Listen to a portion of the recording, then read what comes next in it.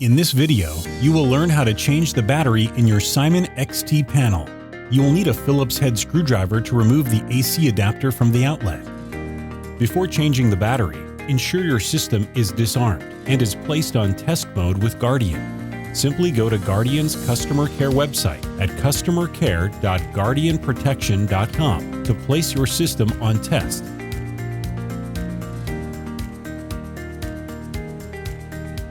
Next, locate and disconnect the AC adapter for your Simon XT using a Phillips head screwdriver to unscrew it from the outlet.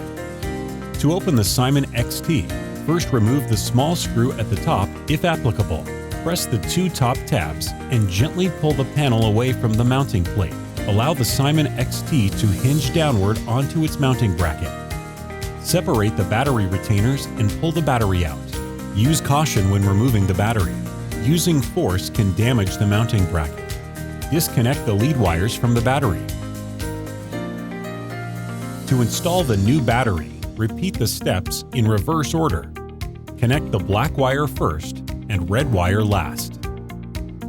Once the new battery is in place, swing the panel up to the mounting plate and lock it into place. After closing the unit, replace the screw at the top of the panel if applicable.